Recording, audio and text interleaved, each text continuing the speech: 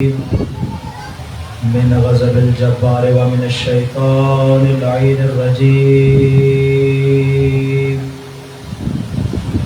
بسم الله الرحمن الرحيم. الحمد لله الذي إليه مصائر الخلق وعواقب الأمر. نحمده على عظيم إحسانه ونير برهانه ونوام فضله وامتنانه. إن الله بعث محمدا نذيرا للعالمين وأمينا على التنزيل. ثم الصلاة والسلام على النبي الكريم الذي سمع في السماء بأحمد وفي الأرضين أبي القاسم مصطفى محمد. اللهم صل على محمد وآل محمد وعلى أهل بيته الطيبين الطاهرين المعصومين المظلومين المنتجبين المنتخبين الذين أذهب الله عنهم الرجس وطهرهم تطهيرا. اللهم صل على محمد وآل محمد. أما بعد فقد قال الله تبارك وتعالى في محكم كتابه ومتقن خطابه. بسم الله الرحمن الرحيم. والفجر وليال عشر والشفع والوتر. صلوات. اللهم صل على محمد وآل محمد. خداوند متعال کا لاکھ لاکھ شکر ہے کہ جس نے ہمیں یہ توفیق عنایت فرمائی کہ ہم ایک مقام پر جمع ہو کر ذکر محمد و آل محمد کر سکیں. ماشاءاللہ. میں نے آپ کے سامنے جس آیت مجیدہ کو سرنامہ کلام قرار دیا وہ سورہ مبارکہ فجر کی پہلی ابتدائی 3 آیات ہیں. یہ سورہ جیسا کہ آپ اسے اکثر افراد جانتے ہیں، جو نہیں جانتے ان کے لیے بیان کر دوں کہ یہ سورہ حضرت امام حسین علیہ السلام سے موسوم ہے ماشاءاللہ. اور یہ ان کی شان مبارکہ میں نازل ہوا. ابتدائی 3 آیات میں خالق کردگار ارشاد فرما رہا ہے والفجر، مجھے قسم ہے فجر کی، ولیال عشر، مجھے قسم ہے 10 راتوں کی، والشفع والوتر، مجھے قسم ہے 2 کی اور مجھے قسم ہے 1 کی. شف کہتے ہیں 2 کو اور وتر کہتے ہیں 1 کو. اب اس آیت کی مفسرین نے مختلف تفسیریں بیان کی. کسی نے کہا کہ اس آیت میں جو 10 راتیں اللہ نے کہی ہیں ان 10 راتوں سے ماہ مبارک رمضان کی آخری 10 راتیں مراد ہیں. کسی نے کہا نہیں، ان 10 راتوں سے مراد شوال کی 10 راتیں ہیں. کسی نے کہا ذیقعدہ کی پہلی 10 راتیں مراد، کسی نے کہا ذی الحج کی 10 پہلی راتیں مراد. یعنی ہر ایک نے اپنے اعتبار سے تفسیریں کی، لیکن آپ کے ذہن میں کوئی ایسی 10 راتیں بھی ضرور ہوں گی کہ جن میں حسین کا ذکر ہوتا ہے. ماشاءاللہ. اب ہم نے تفسیر کسی سے نہیں پوچھنی، ہم نے پوچھنا ہے محمد و آل محمد سے. جب کسی شخص نے آ کر سوال کیا امام جعفر صادق علیہ السلام سے کہ مولا بیان فرمائیے یہ جو اللہ اس آیت میں قسم کھا رہا ہے فجر کی، پھر قسم کھا رہا ہے 10 راتوں کی، پھر 2 کی قسم کھا رہا ہے، پھر 1 کی قسم کھا رہا ہے، مولا اس سے کیا مراد ہے؟ تو امام جعفر صادق مسکرائے اور ارشاد فرمایا اس میں اللہ جس فجر کی قسم کھا رہا ہے وہ میرا بیٹا مہدی ہے. ماشاءاللہ جی ماشاءاللہ. پوری توجہ مجمع کی. اللہ جس فجر کی قسم کھا رہا ہے وہ میرا بیٹا مہدی ہے، اور اللہ جن 10 کی قسم کھا رہا ہے وہ حسن مجتبیٰ سے لے کر حسن عسکری تک 10 امام ہیں. پھر اللہ جن 2 کی قسم کھا رہا ہے اس 2 سے مراد علی و فاطمہ ہے، اور جس بدر کی قسم کھا رہا ہے اس سے مراد محمد مصطفیٰ ہے. ماشاءاللہ جی ماشاءاللہ. اب ادھر خدا نے سورہ فجر میں سرکار محمد مصطفیٰ کو وتر سے تعبیر فرمایا، اور جب ہم زیارت وارثہ پڑھتے ہیں اس میں امام حسین علیہ السلام کو وطر سے تعبیر فرمایا. ممکن ہے کوئی کہے کہ بھئی ادھر تو رسول خدا کو فطر کہا گیا، آپ امام حسین کو فطر کہہ رہے ہیں، تو یہ تو بہت بڑا اختلاف ہے۔ میں کہوں گا اختلاف نہیں ہے، اس لیے کہ خود رسول خدا نے فرمایا الحسین منی وانا من الحسین، حسین مجھ سے ہے، میں حسین سے ہوں۔ ماشاءاللہ جی، حسین مجھ سے ہے، میں حسین سے ہوں۔ رسول خدا نے ہر مقام پہ امام حسین کا تعارف کروایا، گھر میں تعارف کروایا، کہا میں حسین سے محبت کرتا ہوں، میں علی سے محبت کرتا ہوں، مجھے فاطمہ سے محبت ہے، مجھے حسن سے محبت ہے، مجھے حسین سے محبت ہے۔ میں کہوں گا یا رسول اللہ، جب آپ نے تعارف کروا دیا تھا، آپ بار بار اصحاب میں کیوں تعارف کروا رہے ہیں؟ بھئی لوگوں کو تو پتہ چل گیا تھا کہ ان ہستیوں کا مقام کیا ہے، لیکن نہیں، رسول خدا نے منبر مسجد نبی پر بیٹھ کر اپنے ہاتھوں پہ حسین کو لیا اور ایک جملہ ارشاد فرمایا، کہا اللہم انی احب الحسین فاحبہ من حب حسین، اے خدا میں حسین سے محبت کرتا ہوں، خدا تو بھی اس سے محبت کر جو حسین سے محبت کرتا ہے۔ گویا رسول خدا یہاں پہ دعا دے رہے ہیں کہ خدایا تو بھی اس سے محبت کر جو حسین سے محبت کرے۔ اب سمجھ میں آیا ہم سارے لوگ حسین سے کیوں محبت کرتے ہیں، اس لیے کہ حسین سے محبت کرنا سنت توحید ہے۔ ماشاءاللہ جی، خدا کی سنت ہے حسین سے محبت کرنا۔ ہم خدا کی سنت پہ عمل کرتے ہوئے آقا حسین سے محبت کرتے ہیں۔ پھر رسول خدا نے جب یہ جملہ کہہ دیا، پھر ارشاد فرمایا الحسین منی وانا من الحسین، حسین مجھ سے ہے، میں حسین سے ہوں۔ کبھی حسین کے لبوں کو چومتے، کبھی حسین کے رخساروں کو چومتے، کبھی حسین کی پیشانی کو چومتے، کبھی حسین کے گلے کو چومتے، کبھی حسین کے سینے کو چومتے۔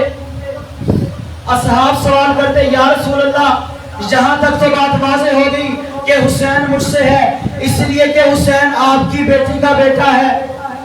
بھئی جہاں تک تو واضح ہو گیا کہ حسین آپ سے ہے، اس لیے کہ اولاد ہمیشہ اپنے آبا و اجداد سے ہوتی ہے، پوتا ہمیشہ اپنے دادا سے ہوتا ہے، نواسا اپنے نانا سے ہوتا ہے۔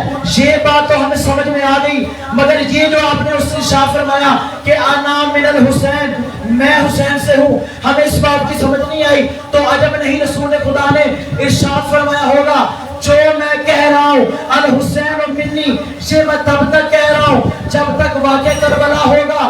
واقعہ کربلا تک حسین مجھ سے ہے، کربلا کے بعد سے لے کر قیامت تک میں رسول خدا اپنے نواسے حسین سے ہوں، میں رسول اپنے حسین سے ہوں۔ بارہا اپنے نواسے کا تعارف کروایا، اور نواسے کی حیثیت سے تعارف نہیں کروایا بلکہ اپنے بیٹے کی حیثیت سے تعارف کروایا۔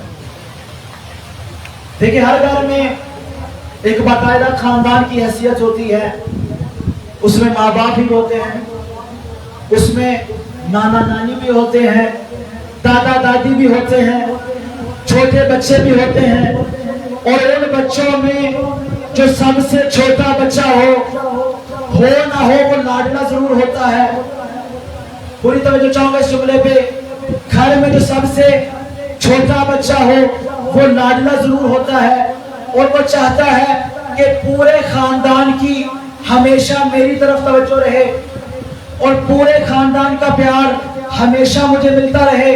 اب ذرا خاندان ابو طالب کو دیکھیے، جب مولا حسین نے دیکھا کہ میرے بابا علی مرتضیٰ ہیں جو خود کل ایمان ہے، میری ماں فاطمہ الزہرا ہے جو سیدۃ النساء العالمین ہے، میرے نانا رسول خدا ہے جو رحمت للعالمین ہے، میری نانی خدیجہ الکبریٰ ہے جو ملکۃ العرب ہے، میرے دادا ابو طالب ہے جو سید بطحہ ہے، میری دادی فاطمہ بنت اسد ہے جو ولادت کے لیے کعبہ میں جاتی ہیں، میرے بھائیوں میں ایک جعفر طیار ہے جو 2 پروں سے جنت میں پرواز کرتا ہے، میرے خاندان میں حمزہ بھی ہے جو جو شہید ہے، جو سید الشہداء شمار ہوتا ہے.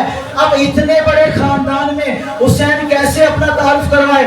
حسین نے ایک مرتبہ سارے خاندان کو مخاطب کر کے کہا میں حسین ابن علی ہوں جو اپنے بابا کی ولایت کو بچاؤں گا، جو اپنی ماں کی عصمت کو بچائے گا، جو اپنے نانا رسول خدا کی شریعت کو بچائے گا، جو ابو طالب اور خدیجہ کی محنتوں کو بچائے گا. میں اپنے بھیا حسن کی سیادت کو بچاؤں گا. صرف ان کی نہیں، آدم سے لے کر خاتم تک 1.25 لاکھ انبیاء کی محنتوں کو بچاؤں گا. اور جب میں کربلا میں جاؤں گا تو میرا آنے والا بیٹا جعفر صادق گواہی دے گا کہ میرا دادا حسین تمام انبیاء کا وارث ہے. اب جملہ سنیے گا، جب یہ حسین کربلا میں جائے گا یزید حسین سے بیعت کا مطالبہ کرے گا. آقا حسین کہیں گے یہ جو میرا ہاتھ ہے یہ میرا ہاتھ نہیں، یہ میرے نانا رسول کا ہاتھ ہے، یہ میری نانی خدیجہ کا ہاتھ ہے، یہ میرے بابا علی کا ہاتھ ہے، یہ میری ماں فاطمہ کا ہاتھ ہے، یہ میرے بھائی حسن کا ہاتھ ہے، یہ 1.25 لاکھ انبیاء کا ہاتھ ہے. میں حسین سر تو دے سکتا ہوں، یہ ہاتھ یزید کو نہیں دے سکتا. میں یہ سر یزید کو دے سکتا ہوں مگر یہ ہاتھ اس کے حوالے نہیں کر سکتا. اور کربلا میں تمام انبیاء موجود تھے اور دیکھ رہے تھے کس طرح حسین شریعت کو بچا رہا. جو روایت کا جملہ ہے کہ عصر عاشور تک مولا حسین مسلسل لاشیں اٹھا رہے ہیں. جو صبح سے لاشیں اٹھا رہا ہو وہ تھک تو ضرور جاتا ہے، لیکن مولا حسین کے بارے میں یہ جملہ ملتا ہے کہ جیسے جیسے عصر عاشور کا وقت قریب آ رہا تھا مولا میں ایک عجیب سی طاقت پیدا ہو رہی تھی. اور جب مولا نے آخری حملہ کیا، یہ روایات کے جملے ہیں، مولا جس طرح حملہ کرتے تھے فوجیں اتنی دور بھاگ جایا کرتی تھی کہ دریائے فرات کو کراس کر کے فوجیں کوفہ سے جا ٹکراتی تھی. امام اس قدر شدید حملے فرماتے تھے. اور جب امام مسلسل حملے فرما رہے تھے اسی دوران آوازیں غیبت آئی، یا ایتھا النفس المطمئنہ ارجعی الی ربک راضیۃ مرضیہ. اے نفس مطمئنہ اپنے رب کی جانب لوٹا، تیرا خدا تجھ سے راضی اور تو اپنے رب سے راضی. فادخلی فی عبادی، اے حسین میرے بندوں میں داخل ہو جا. فادخلی جنتی، اور میری جنت میں داخل ہو جا. اب یہاں پہ جملہ سنیے گا، ممکن ہے کوئی یہاں پہ کہے کہ یہ خدا نے گفتگو نہیں کی اس لیے کہ خدا ہمیشہ کسی واسطے سے کلام کرتا ہے. خدا نے حضرت موسیٰ سے کلام کیا تو ارشاد فرمایا وَكَلَّمَ اللَّهُ موسیٰ تکلیما، اللہ نے موسیٰ سے کلام کیا مگر کسی واسطے سے. لیکن میدان کربلا میں اسی خدا نے جب حسین سے کلام کیا تو بغیر کسی واسطے کے. اگر کوئی کہے تو فرشتے کی آواز تھی تو بھائی فرشتہ نہیں تھا، خود آواز قدرت تھی. اسی لیے کہ اس آیت کا آخری حصہ یہ بات بیان کر رہا ہے کہ اللہ کہہ رہا فَادْخُلِي فِي عِبَادِي، اے حسین میرے بندوں میں داخل ہو جا. اب ہم نماز میں پڑھتے ہیں اشہد ان محمدن عبدہ و رسولہ، میں گواہی دیتا ہوں محمد اللہ کے عبد بھی ہیں اور اس کے رسول بھی ہیں. تو گویا خدا کے ہاں کوئی ایسے بندے موجود تھے کہ جن کی جانب اللہ عبادت کی دعوت دے رہا تھا کہ اے حسین میرے بندوں میں داخل ہو جا. میں کہوں گا پوری دنیا جنت کو مانگ رہی ہے اور جنت آواز دے کر کہہ رہی ہے فادخلی جنتی، اے حسین جنت میں داخل ہو جا اور جنت کو جنت بنا دے. ماشاءاللہ جی ماشاءاللہ. حسین جنت میں داخل ہو جا اور جنت کو جنت بنا دے. بہت عظمت ہے امام حسین علیہ السلام کی. اور امام کی جو زیارت ہے، زیارت عاشورہ، جو زیارت امام حسین بھی جس کو کہا جاتا ہے، یہ روایات میں ہے کہ ہر شب جمعہ زیارت امام حسین پڑھی جائے. پھر جب 15 شعبان آتی ہے حکم ہے زیارت امام حسین پڑھی جائے. شب عید الفطر آتی ہے حکم ہے زیارت امام حسین پڑھی جائے. عید الاضحیٰ آتی ہے حکم ہے زیارت امام حسین پڑھی جائے. یعنی جب بھی زندگی میں کوئی اس طرح کا موقع آتا ہے حکم شریعت ہے امام حسین کی زیارت پڑھو. بھائی اور ائمہ بھی موجود ہیں لیکن کسی امام کے بارے میں موجود نہیں کہ ان کی زیارت پڑھی جائے. امام حسین کے بارے میں ہے کہ ہر مقام پہ ان کی زیارت پڑھی جائے. تو گویا اللہ یہ بتانا چاہ رہا ہے کہ اے لوگوں، تمہاری ہر خوشی میں بھی حسین ہے، تمہارے ہر غم میں بھی حسین ہے. ماشاءاللہ جی ماشاءاللہ. ہماری ہر خوشی قربان حسین ابن علی پہ، اور ہماری ہر قربانی اور ہماری ہر غمی قربان ہے حسین. بہت عظمت ہے کربلا کی زیارت کی. کیا حکم ہے کہ جب بھی تم ائمہ معصومین کی زیارت کرنا چاہو تو امام حسین کی سب سے پہلے زیارت کرو. اور یہ زیارت صرف انسانوں سے خاص نہیں بلکہ فرشتے بھی امام کی زیارت کرتے ہیں. یہ روایت کا جملہ ہے، ہر شب جمعہ 70,000 ملائکہ آسمان سے اترتے ہیں اور امام حسین کی زیارت کرتے ہیں. اور جب اگلا شب جمعہ آتا ہے وہ ملائکہ واپس چلے جاتے ہیں اور 70,000 ملائکہ آ جاتے ہیں. اور جو ملائکہ پہلی بار زیارت کر چکے ہوتے ہیں ان کو دوبارہ موقع نہیں ملتا، اس لیے کہ فرشتوں کی تعداد اتنی زیادہ ہے کہ وہ سارے قطار میں کھڑے ہیں زیارت حسین ابن علی کے لیے. اگر زندگی میں کسی نے 2 بار زیارت کی ہو تو اسے اپنی قسمت پہ ناز کرنا چاہیے. فرشتوں کو بھی دوسری بار موقع نہیں ملتا. اور کون سی زمین ہے مولا حسین کی کہ جس زمین کو کربلا معلی کا نام دیا گیا. صرف کربلا نہیں، کربلا معلی دنیا میں جتنی بھی خاص مقدس مقامات ہیں ہر مقام کا اپنا ایک خاص نام ہے. پوری توجہ میری جانب ہو. ہر جگہ کا اپنا ایک مخصوص نام ہے. مکہ کو مکہ معظمہ کہا جاتا ہے اس لیے کہ اس سرزمین میں کعبہ ہے. مدینہ کو مدینہ منورہ کہا جاتا ہے اس لیے کہ اس میں روضہ رسول ہے. کسی علی کی وجہ سے نجف کی زمین کو نجف اشرف کہا جاتا ہے. بھائی دنیا میں جتنے بھی مزار ہیں وہ سارے ہیں شریف، مگر نجف اشرف تو پتہ چلا جہاں پہ سب مزاروں کی شرافت ختم ہو جائے وہاں سے علی کا شرف شروع ہوتا ہے. نجف کو نجف اشرف کا نام دیا گیا، مشہد کو مقدس کا نام دیا گیا امام رضا کی وجہ سے. تو دنیا میں جتنی بھی مقدس زمینیں ہیں ہر زمین کا اپنا ایک مخصوص نام ہے، لیکن 2 مقامات ایسے ہیں جن کا ایک جیسا نام ہے. پورے بچنے کی توجہ ہے اس جملے پہ. 2 مقامات ایسے ہیں جن کا ایک جیسا نام ہے. یا اللہ نے اپنے عرش کے لیے کہا عرش معلی، یا کربلا کے لیے کہا کربلا معلی. بھئی اللہ نے کہا عرش معلی، بھئی اللہ کا عرش بلندی پہ ہے. معلی ہے علا سے جس کا معنی ہے بلندی. بھئی خدا کا عرش بلندی پہ ہے.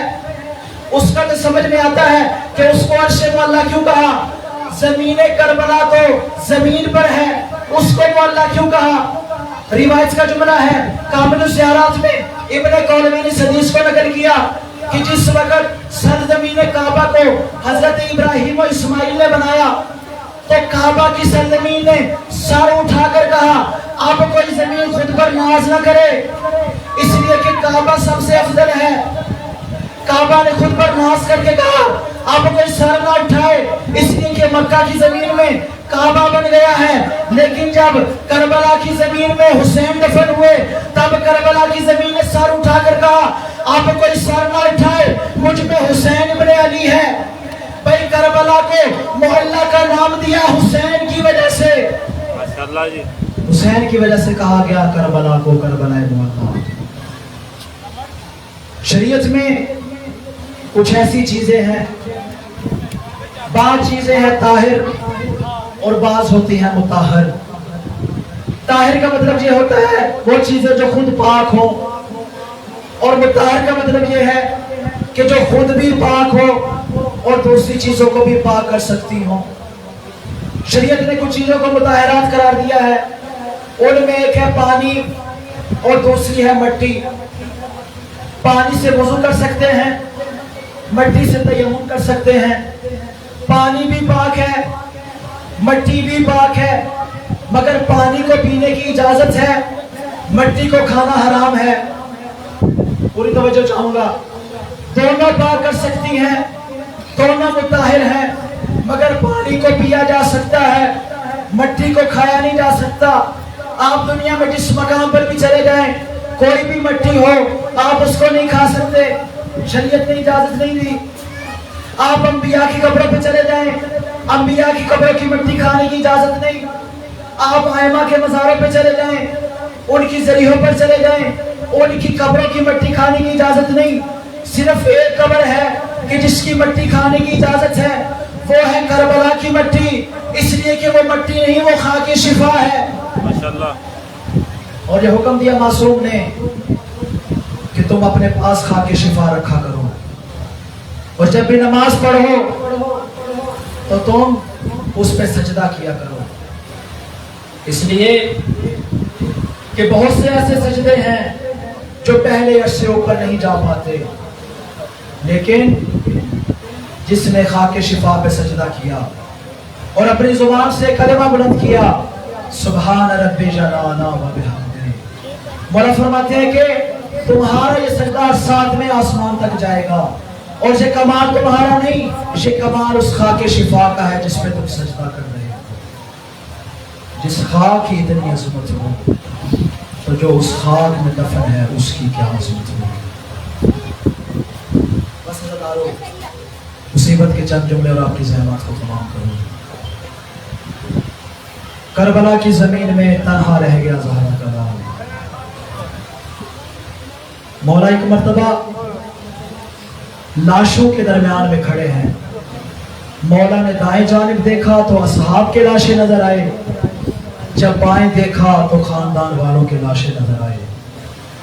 जब मौला को कोई यारो मददगार नजर ना आया, एक मर्तबा मौला ने सदा दी, हल मिन नासिरिन यंसुरना, हल मिन मुग़ीसिन युग़ीसुना, हल मिन ज़ाबिन यज़ुक़ून हरम रसूलिल्लाह।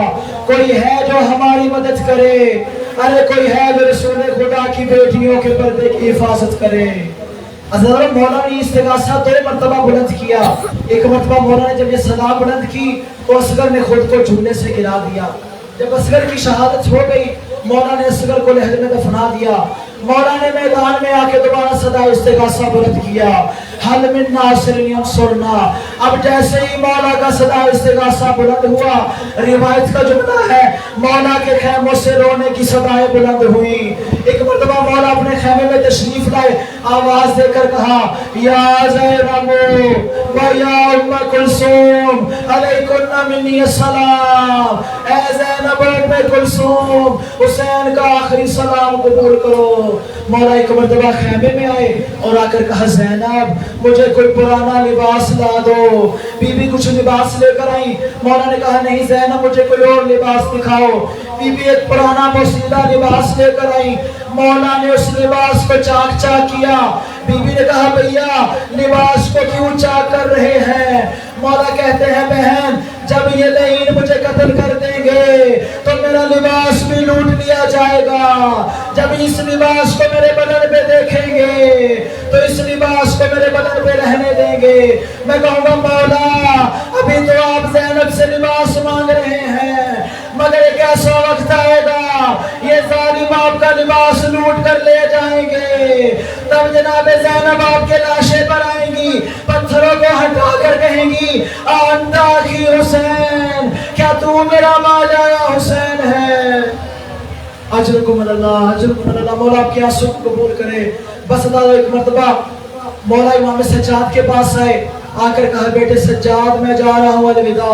मौला सज्जाद उठकर बैठे। कहा, बाबा हबीब इब्न मुज़ाहिर कहाँ है? मौला ने कहा, वो शहीद हो गए। कहा, ज़ुहैर इब्न कैन कहाँ है? मौला ने कहा, वो भी शहीद हो गए। कहा, मेरा भैया अली अकबर कहाँ है? कहा, वो भी सीने में बर्छी खा के शहीद हो गया। अब मौला हुसैन देख रहे थे कि कहीं सज्जाद कुछ और ना पूछ ले।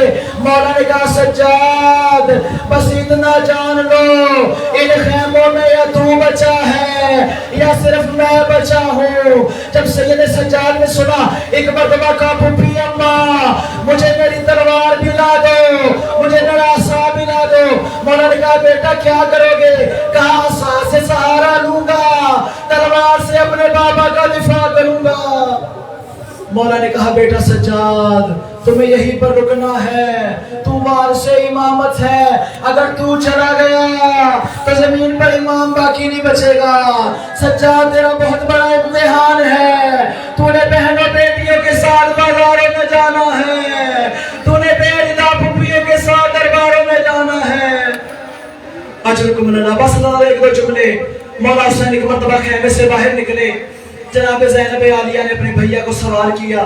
بی بی ام کلثوم کہتی ہیں میں یہ منظر دیکھ رہی تھی کہ میری آنکھوں سے پردہ ہٹ گیا، میں نے دیکھا کہ جیسے وہاں پہ کچھ افراد موجود ہیں جو میرے بھیا حسین کو سوار کر رہے ہیں۔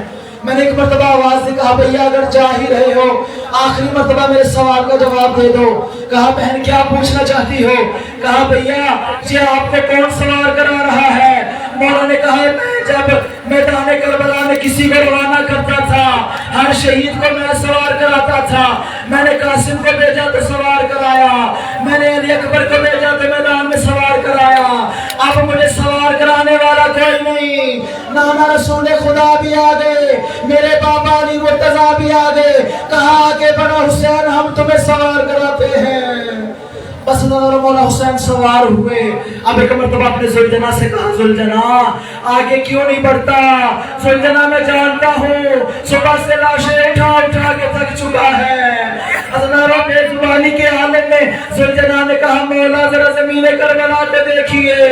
مولا نے جب نیچے دیکھا تو 4 سالہ معصومہ زلجنا کے سموں سے لپٹی ہوئی ہے۔ مولا نے کہا سکینہ مجھے میدان میں جانے دے۔ کہا بابا آپ کہاں جا رہے ہیں؟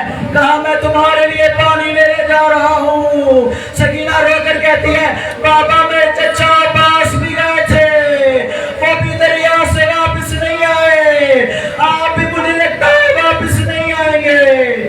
کہا سکینہ میں نے طفلی میں اپنے نانا سے وعدہ کیا تھا، میں وعدہ وفا کرنے جا رہا ہوں۔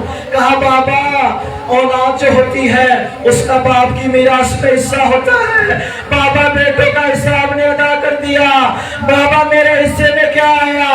مولا نے ایک مرتبہ خاکے کربلا اٹھائی، سکینہ کے سر میں ڈال دی، کہا سکینہ تیرے حصے میں یتیمی آئی ہے، تیرے حصے میں شام کا زندان، تیرے حصے میں شبر کے تماچے۔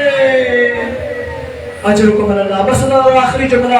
ایک مرتبہ مولا حسین میدان میں گئے، لڑتے لڑتے ایک مرتبہ صدا آئی یا ایتھا النفس المطمئنہ ارجعی الی ربک۔ مولا حسین نے اپنی تلوار کو نیام میں ڈالا، ایک جملہ مولا نے ارشاد فرمایا، کہا ان کان دین محمد لم یستقم الا بقتلی فیا سیوف خذینی۔ مولا رو کر کہتے ہیں اگر میرے نانا کا دین میرے قتل کے بغیر نہیں بچتا تو تلواریں حسین کا سینہ حاضر ہے۔ ایک جانب سے تلواریں آئیں، ایک جانب سے نیزہ آیا اور آ کر مولا کے زخم پہ حملہ کر دیا۔ بس ایک مرتبہ جیسے مولا کی شہادت ہوئی، بس میں آخری جملہ خالی زلجنا مولا کے خیمے میں آیا۔